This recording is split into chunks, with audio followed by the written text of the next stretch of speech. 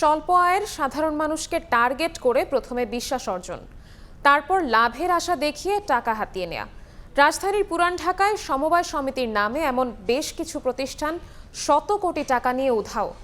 দাঁড়ে দাঁড়ে ঘুরেও মালিকের হদিশ পাচ্ছেন না গ্রাহকরা। মামলাতেও প্রশাসনের গড়িমসি। অনুমোদনকারী সংস্থা সমবায় অধিদপ্তরও নিশ্চুপ।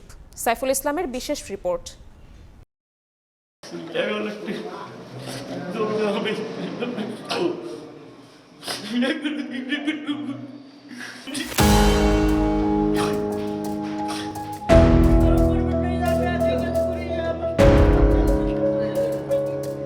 প্রতি মাসে 20,000 টাকা লাভের আশায় মেয়ের বিয়ের জন্য জোগাড় করা 11 লাখ টাকা দি নিউ বেসিক MCS এ বিনিয়োগ করেছিলেন আবুল বাশার। টাকা তুলতে এসে দেখেন কোম্পানি লাপাত্তা। আমার ঘরবাড়ি মাইয়ের ঈদে বিয়ের কথা বলতে চলে, আমি গদ্দর করে মিটারটা দিয়ে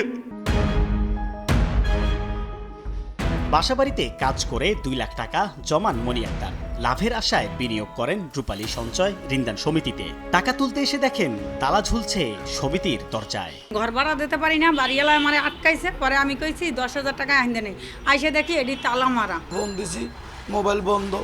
এখন ভাই আমার টাকাটা আমি ফেরত চাই। পারতে পারতে মনে করেন ওদের কাছে আমার 57 লাখ টাকা জমছে।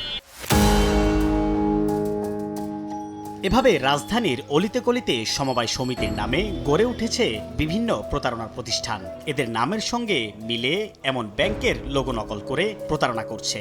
এর মধ্যে মধুমতি, রূপালী, সোনালী ও বেসিকের চেয়ারম্যান এবং এমডির সাথে যোগাযোগ করলে নাম্বার বন্ধ পাওয়া যায়। এদের মধ্যে আছে পারিবারিক সম্পর্ক। রূপালীর চেয়ারম্যান আজিজ খানের বাসায় গেলে তাকে পাওয়া যায়নি। স্থানীয়রা বলছেন আজিজের মেয়ে ও রূপালীর এমডি ওয়াহিদুজ্জামান মুন্সির ভাই দুজনেই অতিরিক্ত পুলিশ সুপার। তাদের হস্তক্ষেপেই প্রতারণার মামলাগুলো আগাচ্ছে না। ওনার মেয়ে দাপট দেখায়, আমার কিচ্ছু করতে পারবেন না, ওনার মেয়ে পুলিশ অফিসার। ফোনে যোগাযোগ করলে কথা বলতে রাজি হননি আজিজ খানের মেয়ে অতিরিক্ত পুলিশ সুপার লাবণী। অন্যজন ব্যস্ততার অজুহাতে এড়িয়ে যান।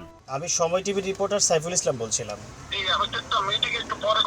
আপনার বাবা বেশ কয়েকটি সঞ্চয় সমিতির সাথে জড়িত আর কি। দেশে সমবায় সমিতির সংখ্যা 1,82,071টি।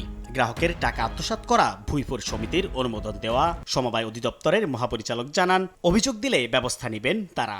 কিছু আছে হয়তো তাদের ক্যাপাসিটি নাই, ইনভেস্টমেন্ট এমন হয়ে গেছে, ব্যাড ইনভেস্টমেন্ট হয়ে গেছে, তখন তারা পারে না, সেগুলো নিয়ে সমস্যা থাকে, সেগুলো একটু টাকাটা পেতে একটু সময় লাগে, কিন্তু আমরা ব্যবস্থা গ্রহণ করি। গ্রাহকের এমন কান্নার রোল আর আর্তনাদ সীমাবদ্ধ থাকে অভিযোগ এবং মামলাতেই। কেননা শত চেষ্টার পরেও মেলে না জমাকৃত অর্থ। তাহলে কি সব সময়ের মতোই ধরাছোঁয়ার বাইরে থাকবে এসব লুটেরা ব্যক্তিরা, নাকি তারা আইনেরও ঊর্ধ্বে? সেই প্রশ্ন থেকেই যায়। সাইফুল ইসলাম, সময় সংবাদ, ঢাকা।